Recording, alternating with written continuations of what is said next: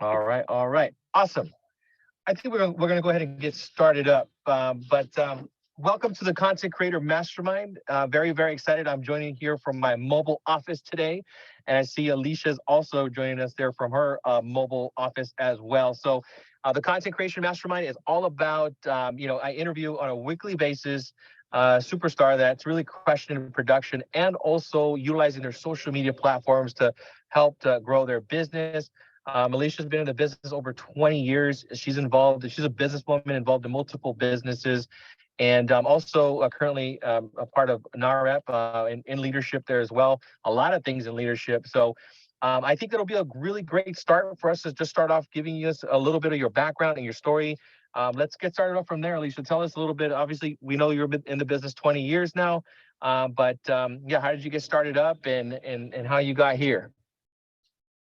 So I actually got started in real estate. I got a job working for a lender, and I was just an assistant. I was going to Chaffey College to major in psychology, and it ended up being something that I just fell into. I loved the ability to help others. And at first I was like translating for agents because a lot of the agents at my office didn't speak Spanish, and I'm fluent and I also can read and write in Spanish. So I was able to assist them, and I just started loving the progress. I loved delivering the keys and just being a part of such a huge goal for individuals. And I was like 19 years old at the time, and I got my license, and I supposedly was going to do it part-time. And, 20 something years later, here I am.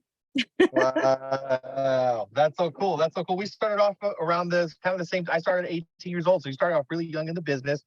And that's really cool. You just start off something, and then you say like, yeah, I'm going to try this out. And then here you are 20 plus years in the business. So obviously you resonated with the business, you fell in love with it, and you're here. And talk a little bit about, kind of like, because I see you on social media, I see you on TikTok, and I see you on Facebook, right? I see you're putting yourself out there.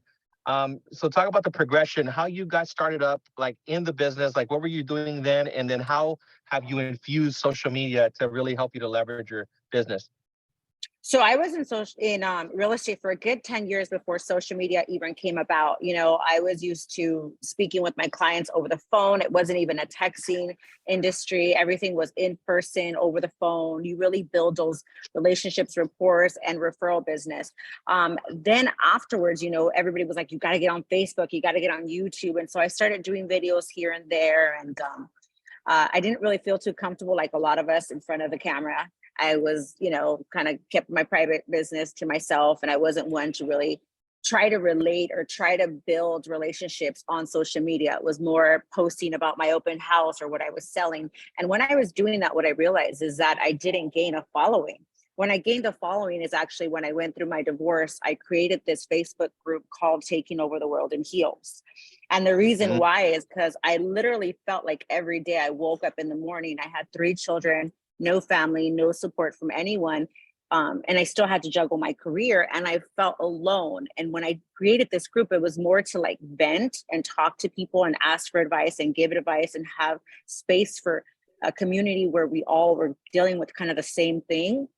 And that year alone, my business, I thought it was going to, I had to have my kids pretty much whenever I picked them up from school, they were my responsibility. So I had a very limited time to do calling or any kind of lead generating. So I thought my business is really going to suffer from this. And it actually picked up about 3 times as much, because I started getting the support of this community that was following me, that I was sharing these personal journeys that I was going through and that others were going through. And a lot of people were actually going through divorce or had gone through divorce and were trying to recover from divorce. And it made me really see the power of social media and how opening up and just finding a space that you can collab with other individuals has a tendency of you not even doing it for that purpose, but has a tendency of giving back as much as you give to it. And that's kind of like where Taking Over the World in Heels began. Wow. I didn't know the whole story. So Taking Over the World in Heels started off. And when was this actually? When did this did you launch it? And was it a Facebook group or was it a Zoom? Yes. What? It was a Facebook group, and it was about 2010, because that's when I was going through my divorce, 2010, 2011. And then I started my Instagram, Taking Over the World in Heels, and that was going to be completely personal. It was not for business. That was just me. Like I would literally, because I was traveling and I would go places with my kids and I would take pictures of, I love shoes. I'm obsessed with shoes. And I would take pictures of me doing certain things and my shoes that I was wearing. And I always wore heels. Now I'm like taking over the world in sneakers. But for the most part, I was just, always taking pictures. And then people would ask, like, where are you? What are you doing? What's, things like they started being intrigued by what adventure I had going on that weekend with my kids.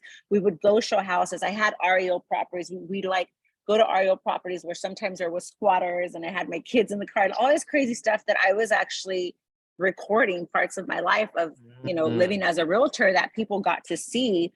And that ended up building momentum where my Instagram, that is Claremont Homes and North Fontana Homes, which are the two areas I specialize in, they probably have like 2,000, 3,000 followers, if that. And the other one has like over 20,000 because people don't really care about the houses I sell. People more so care about who I am, what I'm about. Even when I post key delivery videos, my key delivery videos are never like, I made this much in commission or I'm cashing another check. Because that's not who I am. That's not my brand. So when I make these videos, they're really about the individuals that I help and what their process is. And I'll share as much as they allow me to share, because I always ask them, is it okay if I share this story or what have you?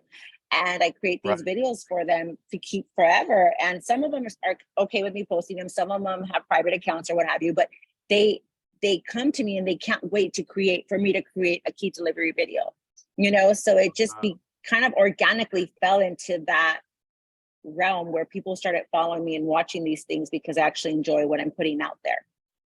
I love it. I love it. That's a lot of stuff that you just said right there. So let's unpack that a little bit. And thank you so much for sharing, by the way.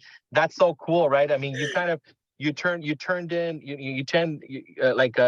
obviously something you went through that was very difficult. You expressed that, you brought a community together. So you brought some value, obviously, and got really people connected to who you are. And that's actually a huge nugget, right? I think for those of you listening, right, to really break through on social media, really being vulnerable and sharing yourself. And I heard this one time. I said, make your mess your message, right? Like whatever you get in a difficult situation, like share that, and that's going to allow you to connect with people. That was really good feedback, by the way. You said 2 accounts that were kind of like area specific really didn't take off, but you're taking over the world in heels. That one took off over 20,000 individuals. And you were, again, right, you were kind of just sharing your life, what you were doing. Tell me a little bit about what that cadence looks like, right? If somebody, do you just sporadically like post and but do you have a strategy behind it, or kind of like, what is it that you do? Like share a little bit about kind of like, obviously the platform that's taken off, right? Yeah. So my strategy has always been, my brand has been me, myself. When I discovered the power that you have with if you, I guess you curate something that, is not authentic to you, but I don't feel like it will transpire to others as much. Right. So one thing I love to do is collaborate. I love to collaborate with other strong women. I love to collaborate with other women that are building their own communities. And so I have a lot of friends that I've developed that are business owners who I've helped sell their homes, help them, lease their commercial properties, purchase commercial properties. So my referral business was just reaching out to them and doing these things. They're called Taking Over the World in Heels Talk, which are lives that I do. I only do them twice a month now. And I talk and share about their story. So I've had women that were homeless at one point, suffered domestic violence, suffered, a spouse dying. I mean, all these different things and tragedies that they have overcome. And they'll go live on my platform and talk about these things to inspire other people, to remind them that you can, whatever it is that you're going through, you can succeed. You can make it on the other side. You can get through this, Some people it's spirituality. Some people is just mindset, whatever it is, but they come and they bring a culture of survival, if I can say, because I am a survivor of many things in my past, and I'm drawn to talk about it, and I'm drawn to bring it forward where a lot of people aren't. And in that, I also develop relationships. Whenever they need something, they want to support me in real estate, they reach out to me, they send me people that they know, and it just becomes a community of women that help each other. They help me on my posts. on my lives, they promote my events, and I do the same for all of them. So that's another thing that I do. That's a strategy, but not really so, because I enjoy doing it. And that's one of the things that I had to do when I developed my brand, is what do I truly enjoy doing so that it can resonate to other people. Like, what I'm doing is not fake. It's not like a strategy. It's just staying true to who I am. And I love collaborating. I love brunch. Most of my events are brunch. Like, no one can throw a Yeah. brunch like me. But it's true to who I am. It's a hobby of mine. That's so cool. That's so cool. Yeah. And it's easy. And that's why I tell people it's easy to be you, right? Like, you can't, if you try to be someone else or try to something else that's not authentic to you, it's not going to be long lasting, right? And when you started in 2010, you started off with this whole group, and now you're doing lives and you're doing events, right, with on brunch that are designed around. Um, how long did it take from when you started this community, like you started to see like immediate results right away, like your business started to pick up immediately, or kind of like talk about the growth over time, right? Because you said you kind of launched it in 2010, right? Yeah, it's farming, because as I mentioned, when I was part of that Facebook group, everybody was into Facebook, right? And it reached a point where nobody was posting anymore. So yeah, as soon as I created that group, I think a lot of people felt like they wanted to support me with everything that I was going through. So they started sending me business and, asking questions, and I would help them sell and buy and so on. But then that group dwindled. And on Instagram, you don't have that same like one-on-one platform. I feel like TikTok is a lot more that, where you get more one-on-one platforms. I get a lot more DMs than I do on my IG for some reason. Like on my IG, I'll just be like, hey, I love your outfit, or where is that place that you're eating at? That sort of thing. But on TikTok, I get like these long paragraphs of what they're going through, and how can I help them, sell their house, even though they're in an abusive relationship and their husband won't sign. So I do feel like you have to be cognizant of what platform does what for you, and not to expect for it to happen right away, because it is farming. You do have to nurture these relationships. I just closed escrow on a client that I was working with for 10 years.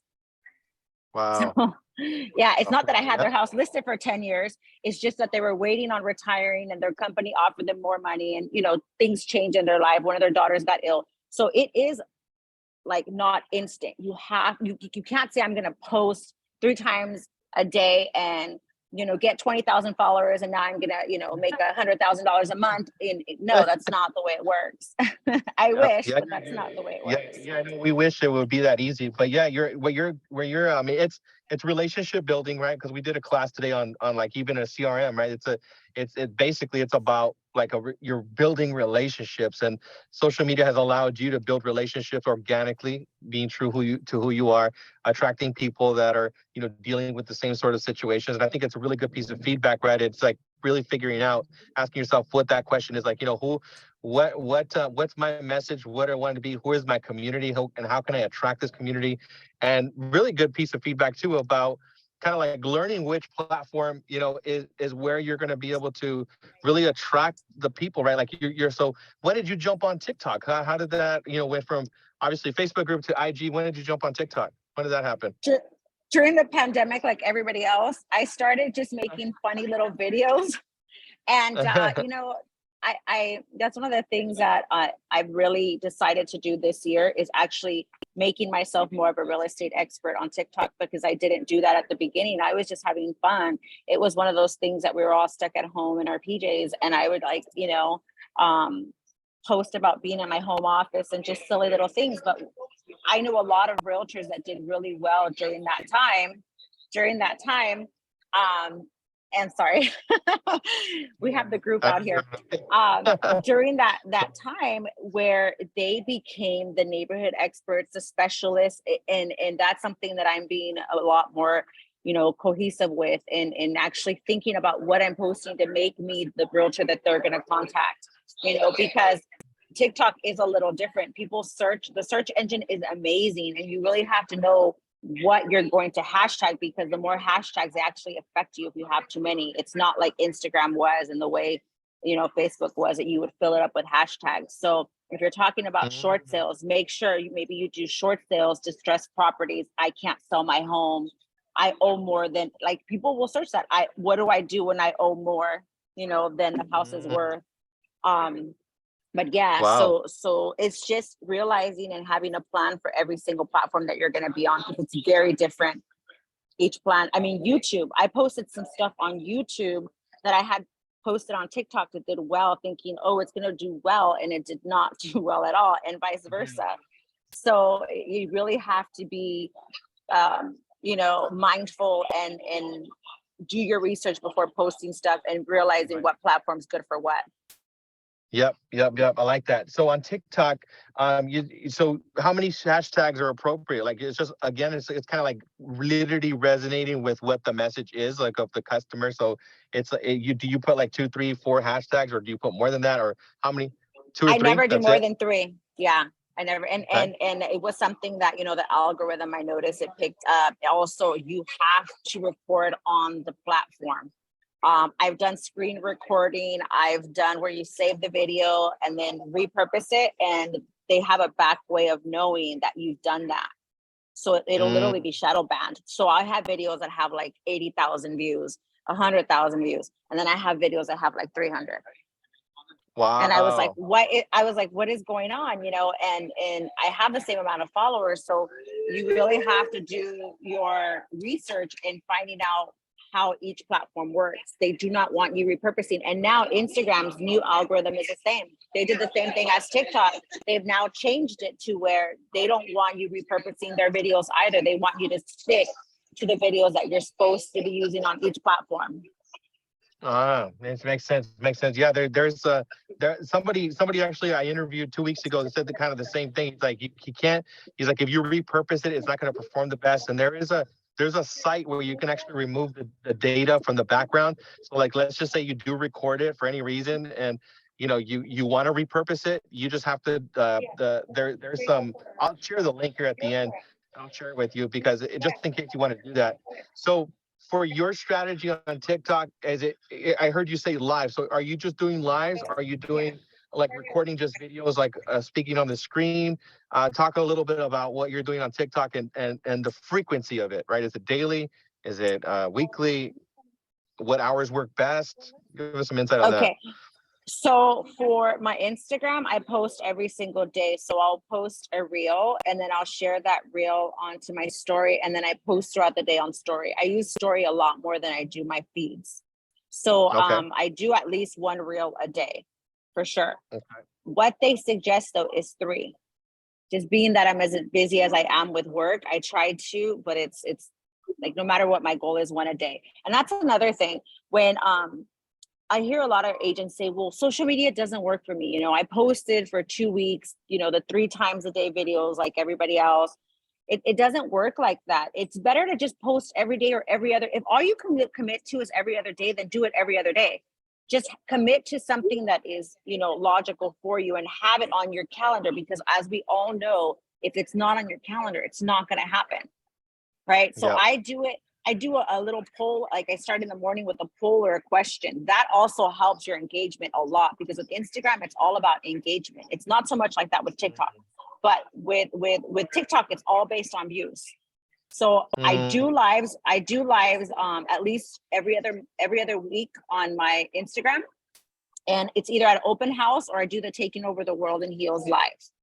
Right. And then Okay. sorry. And then on the on TikTok, I post every other day, because it's what my schedule will permit.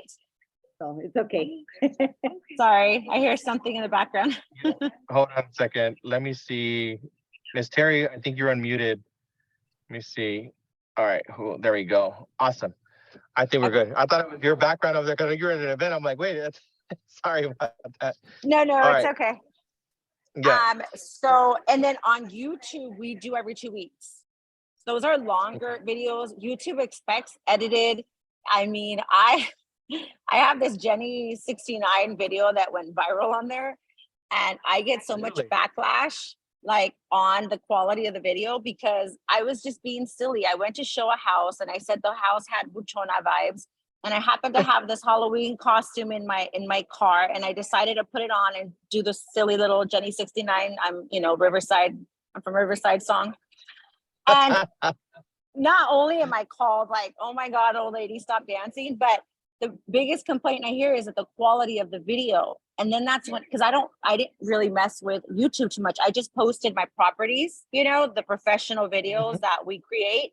And I realized YouTube is like, you have to be good at editing. Don't do your little shorts.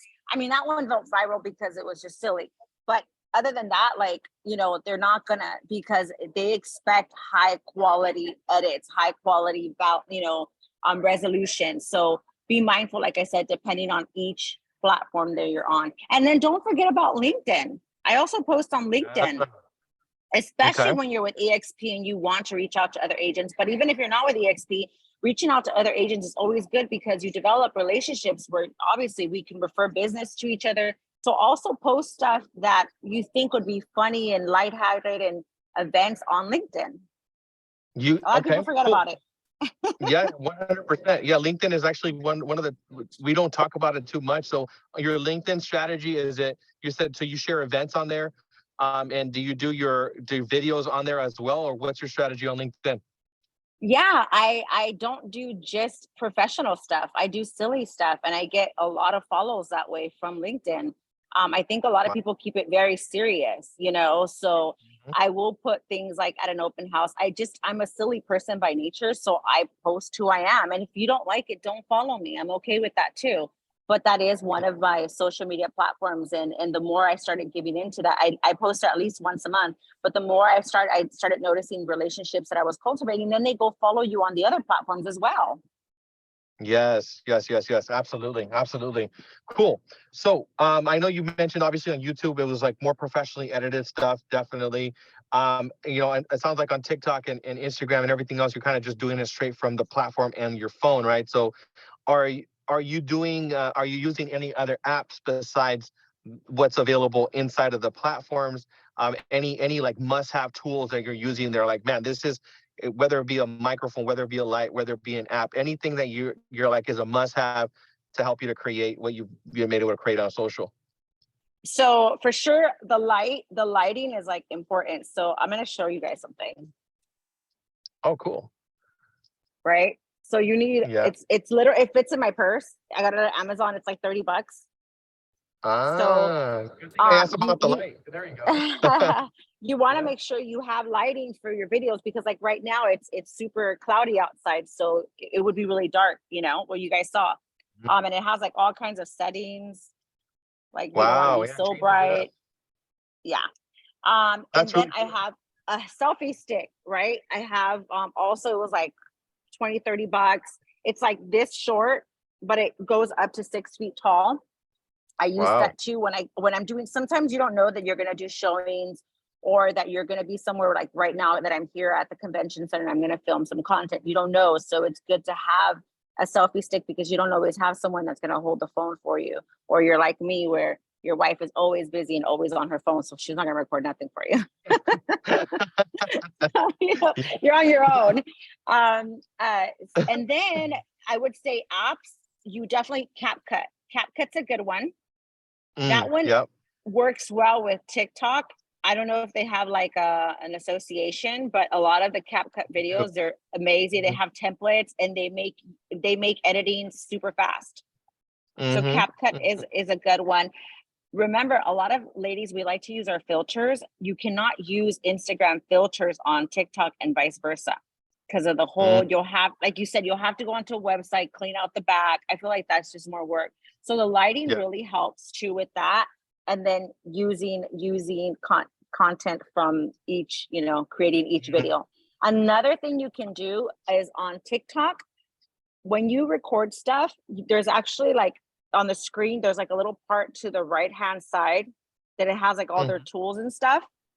You can record within that screen and like kind of back it up so that you can crop that out and screen record it. So then it Mm. doesn't have that, you know, information that it came from TikTok. So that's another one Mm. for those of us that like to use filters. Okay. Um, let's see, what's another one that I really use? You know, these Instagram and TikTok have just gotten so many editing tools now that I really just try to stick to each of their Yep. tools. I've noticed that. I've noticed that. Yeah, they're literally like, because I use CapCut, And I've seen like they have like a whole editor at the bottom now. Like it's getting more and more and more advanced. So that's really good piece of feedback. So we need a selfie stick. We need that light. I want to get that light because I don't have a light typically. I usually rely on the sun. I'm like, where's the sunlight and how can I face towards it or something? But that basically, that's a huge hack. So those are the CapCut. I absolutely love that tool. So make sure that you guys get that tool 100%. So now are you and you're shooting daily, so you're posting a video a day. So are you doing that daily, or are you batching it to where you just spend like a couple of hours and then you're doing it, or are you doing it like on the day? Where does it exist on your calendar? Is it daily or is it just once a week? Because I hear kind of different things from different people. It's both. So daily, I get stuff for stories, Mm-hmm. of things that I'm doing throughout the day, and then things that I'm like, oh, this would be a good idea if I did. Batching, I do my videos that I already have an idea of what I'm gonna do. And what I do on TikTok, I actually see what's trending and make it to where it fits my niche. I don't know why I said niche. Yep. And Yep. so if it's like what I did one with my lender and I did one with the credit expert, and it was silly, and it was a voice where he says, do you want to build an alliance? Obviously all three of us work together as a credit repair, the realtor, and and we were batching that day, and we did it, and it came out funny because we jumped on a bed together, and it was just silly, but it was a trending sound. It trended and it did really well, but right now that trending sound won't necessarily do well. So with batching, you just have to be careful and mindful that you've got to get sounds and plan the batching around sounds that day of to see what's trending. If you're going to create the stuff that's going to make you the real estate expert, like talk about short sales or talk about what the market's doing at this very moment, then that is, you can, batch a whole bunch of that, and you don't have to worry about trending sounds, because when you post it, you just pick a background sound that's trending at the time. So those are perfect for batching. Those you don't have to worry about what you're creating. I always keep a list of like what I'm creating next week, and then I'll do it on Fridays or Thursdays. Got it. Awesome. And also, what about timing? I know some people say, like, oh yeah, this time works better. And is there a specific time that you're posting your videos, like the ones, especially the ones you're batching? Yeah, we do noon. We see that No. it picks up good at noon because people are like around lunchtime, they're really aggressively looking on TikTok and Instagram Reels. Okay. And then when it comes to lives, the Get Ready With Me lives are the ones that always do the best, which are the ones in the morning. We did one last night that did okay. I think it only had like 1,600 people watching. But when we do it in the morning, we get like 20, 30,000 people watching. Wow. Wait a minute. So you're saying when you do it in the morning, you get 20, 30,000 people watching live? Yeah. Wow. That's crazy good. That's crazy good. And how then long again, you got to be mindful of what you do, because we've tried it. We've tried it where you just talk about real estate and just talk about loans, and people log off. fall off? Yeah. Mm-hmm.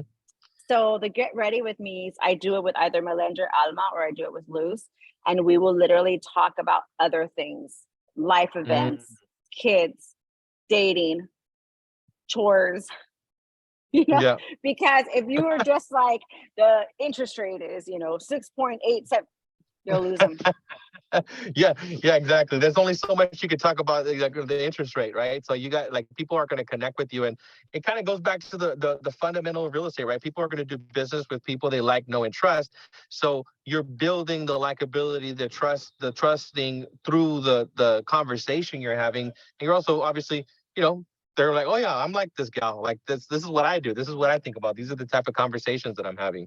So that's awesome. And I mean, how did you actually break through to actually have like this extreme like vulnerability and self-expression? Was your first video difficult for you to do it? Was it something that I don't know? Kind of talk about that. Maybe somebody is like not as expressive, as confident, right, to share themselves.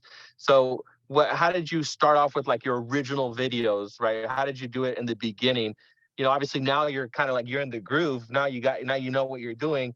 But how did you start it off, and how did you gain that confidence to be able to do that? Was it just kind of failing forward? yeah, what, share some tips about that.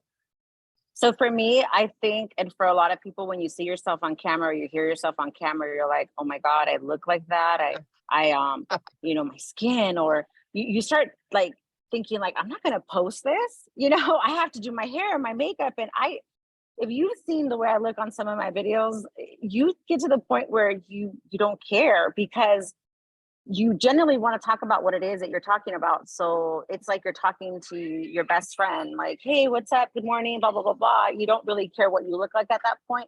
So definitely don't overanalyze what you're saying. Make it fun. It's okay to make mistakes. Spanish is my first language. A lot of times I will do and say the funniest things, because in my brain, it like somehow made sense, and then it comes out and I watch it on the video and I don't start all over or on a live, and it doesn't mess me up because it's funny, it's relatable. People will like make comments about it and think it's funny, and they'll keep watching to see if I do it again. So don't overthink it. Like, just be you, be genuine to who you are, and people don't love absolutely perfect people. That's another thing that is a misconception. You think that you're supposed to look like an actor or an actress on TV. No, they're relating with you because you're relatable. And you wake up in the morning, you have bags, under your eyes, and your hair looks a hot mess. That's what they look like. So they like that you're vulnerable in that way, and that they can relate. If you're picture perfect, people aren't going to love you for that. Yeah. That's so funny that you said that. Like I the other day I did a story on my Instagram, right? And my hair was messed up. It was really messed up. It was like, and I got more engagement on that story Yes. than anything else. Like anything else, right? Like usually I'm walking around with my jacket and all this stuff. And that one where my hair was all messed up, it was hanging to the side, and I was walking my dog. I was like, I got so many likes and so many so many like little messages and stuff like that, right? So you're absolutely spot on. So I'm gonna mess up my hair on purpose. mess up my hair on purpose, right? And just mess something up, right? Just to create connection. And that's really cool. So you like, so you find it, when I'm hearing you say also, it's like you do it like first thing in the morning. You're just kind of getting out of bed, and you're just like, all right, cool, I'm gonna connect. And how long are usually your lives going for? Like, is that like you kind of just go on for 20, I only 30 do an minutes? hour. I only do An an hour. hour. However, I'm doing this thing that, like, oh my God, yesterday she told me we got like close to 1 million views. So what we did a pijamada, which is in Spanish, it's a slumber party. And I did it for one of my Airbnb properties in Rancho. And we did it to promote the Airbnb in reality, but that's not what ended up happening. We ended up talking about real estate, different type of loans, relationships. We played truth or dare. That one was like 6 or 7 hours long. Oh my God. On TikTok. This is on TikTok. On TikTok. Wow. It got to the point where they blocked, like there was so much traffic, they like blocked a certain amount, and people were texting us telling us we can't see your live anymore. Wow. Yeah. And so we're doing another one. At my Joshua Tree. And this time what we've done is that at my Joshua Tree Airbnb, see what I mean? How I go off topic? That's ADD, that's me.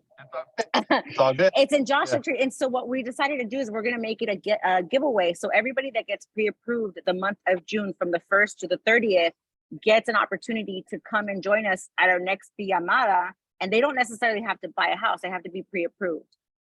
So we're doing that, and we're going to have the pijamada, and we're going to let them come and have some fun with us. Wow. That's really cool. That's amazing. So an hour live, like sheesh. I know actually you did 7 hour live. So you were just kind of like hanging out, and you just letting the camera roll. That's so cool. We had a private chef come. We had like super deep conversations about relationships. I talked about, my situations about having to sell 5 homes because of my divorce and how that caused things. So all these things, even though they're not like a strategy, they are, because then you get that conversation open to, well, how did you deal with it? And how did you do it? You kind of just like bait the conversation and pieces of it. Because if you're fake, people are going to notice you're fake. If you're like on script and you're like, yes, and I can help you. Do you know what I mean? I can help your home during a divorce. They're going to know that that's not that you're trying to have Yeah. them call you to be their realtor. But if you're telling them like, can you believe my ex-husband made the stupidest decision ever and made us sell all our house? Like they're gonna Wow. want to hear the cheese man, first of all, Yeah. Yeah. and then 100%. actually come to you. Yeah. Wow. That's amazing. That's amazing. And yeah, I mean, what I'm getting like from, as you're talking this whole time, you're just extremely vulnerable and authentic, extremely vulnerable and authentic. And you're connecting with your audience and showing them your real authentic, like your raw self. And people are connecting with you at a very, very high level. And obviously that's transferring into transactions and business. And so based on what you know now, like where are you going with everything, right? Like obviously with your TikTok and Instagram, so you're just kind of like you're going to do another pijamada now. You're doing that pre-approval strategy. By the way, it's genius. So yeah, where do you see it going? Like what's vision with what you're coming up with, right? And doing events, right? Because I know that you're doing a lot of like in-person events too. So yeah, talk about a little bit about your vision and what you see possible with what you're doing. I definitely want to make my TikTok more about being a real estate expert instead of just being silly and funny and me, because I do want it to be a platform where those that have questions about real estate, I have so much knowledge and so many years experience. I want to incorporate that into the everyday stuff that I'm posting. So that's what I'm currently working on. The algorithm is constantly changing, so you have to change with it. You have to at least save at least 30 minutes a week just to kind of see and find out what it is that your competition is doing, what it is that the algorithm is doing. It just like any kind of marketing, you have to immerse yourself in it just for a little bit and figure out what you're going to do. So that's my biggest advice when everybody says, well, what should I do for social media? See what your competition is doing. When you search realtor in Rancho Cucamonga, what are they doing? What's at the very top? And don't go and copy exactly what they do. Make it better. Get the concepts. What are the people want? What do they want to hear? So I do want to be more strategic about it. I've had fun with it, but I want to be a lot more strategic about it. Love it. Love it. Yeah, I think Jason just posted the question, which I was going to ask you too. Like, how do you keep up with the algorithms? Are you just like diving into the platform and kind of seeing what is trending on the actual platform, or are you using like a kind of like I don't know, you subscribe to something of some sort where you're keeping up to date, or what do you recommend for that? I do follow a lady. I'm trying to remember her name. She used to work for TikTok, and I follow another lady that used to work for Instagram, and they talk about different like updates of the algorithm. But you can I found them by just going onto the search bar and putting algorithm changes or changes to the algorithm, and then it'll pop up, because people that are always trending, like they're on top of it. There's also people that specialize in telling you what the algorithms are doing. Genius. Algorithm changes, just type it in there. So like, yeah, it's a search engine. Yeah, it's a search engine. Yeah, because you don't want to go down the rabbit hole and just, if you look on YouTube for stuff, on TikTok for stuff, on Instagram, you just go to that app and just do your research there with like 3-5 videos and note, write notes on what's important to you, what really stood out, and what changes you're going to make, and that's it. Don't make it, we need a prospect. Don't make it an hour or too long task. I said 30 minutes, that's it. Got it. Love that. Love that. And also, I think on your lives, do you have to have a certain amount of like views or followers in order for actually go live on TikTok, or is you do, right? I think yeah. Somebody I think told it's me 1,000. 1,000, right? I think that's what it was. It's only 1,000. Yeah. Okay. Cool. Awesome. Yeah, this is and really powerful. Another thing. Yeah. That I remember, because I would do that, like, oh, how many do I need to go live? And then I don't care about how many followers. Do it with people that you already work with and that have a lot of followers. Ask them. I don't mind. I'll put you on my lives, and then I'll tell them, hey, follow, this person, follow Leo, we're all in this together. So as long as you get to that minimum number, do it by going on lives with people and collaborating with people that already have the people, the followers. Yep. Let's go. I'm going to take you up on that offer, Alicia. We're just going to do a live, girl. Let's do it. You got it. Love it. Love it. Love it. Awesome. Awesome. Any last kind of pieces of advice that you can give us? Because you've given us a lot of really valuable information. So thank you so much. Any last piece of advice that you would give us?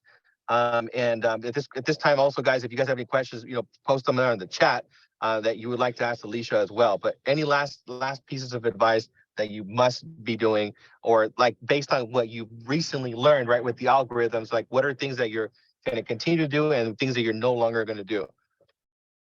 I would say the biggest piece of advice is something that I remind myself daily. Don't go on social media to just go on social media. When you go on social media, remember, if it's lead generating, because I hear a lot of agents say, well, I'm lead generating.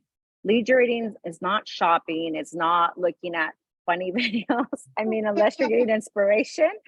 I get stuck like that too. And then make sure you respond to people. That's another thing. We drive around a lot. And when people comment and you don't respond, they're not going to comment again. And you need that in order to increase not only your views, your followers. Engagement's really important. So set a time in your calendar where you respond to all of those messages or have someone do it for you. So those two things is don't go on there. Like, yeah, once you're done with your lead gen and what you have to do, like it's your time, do whatever.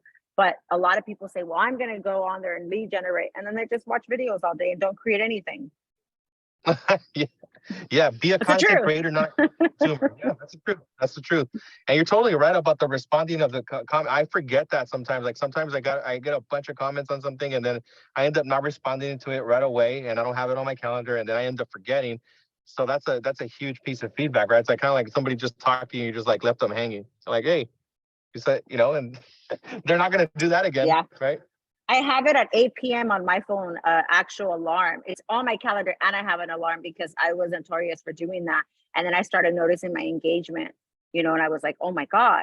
So yeah, you have to really focus on that. And you guys know that there's tools where you can see your engagement, like who's viewing it, what time, are they male or female, and what areas. That's also something important to do on both of or all the platforms that you're, currently marketing on. Love that. So that's a really good piece of advice. So going on the actual dashboard, on the professional dashboard, right? That getting the views and what times they're working. That's really good stuff. Cool. Awesome. Any questions, guys? Anybody have any questions for Alicia? Post it on the chat here. That would be an opportunity for you guys to do so. But this has been really powerful. I am blown away with all the information you shared, and I'm going to definitely take you up on that offer because I don't think I'm there on my TikTok, and I'm going to invest more time into it because it's been one of the, for me, TikTok has been like my weakest link. I'm more on Instagram or Facebook. But TikTok, I haven't done much on it, and I'm just going to spend a little bit more time. You've definitely inspired me to do that more, right? To get more invested into it, spend 30 minutes researching it and putting what the algorithm changes are there. But thank you so much for your time. It's been truly valuable, and I know that you're at an event there, and we'll see you there tomorrow as well. But thank you. I hope you guys can all come out. It's going to be an amazing event. And yeah, hope to see you there. Absolutely. Thank you so much, Alicia. Appreciate you. And guys, for those of you that are here, the recording will be posted. We're going to be uploading it there on YouTube and also on the Think Bigger Mastermind, so you guys can see the replay. And I also will send you the replay, Alicia. But thank you so much for your time. Really appreciate it. Thank you. Bye. Bye.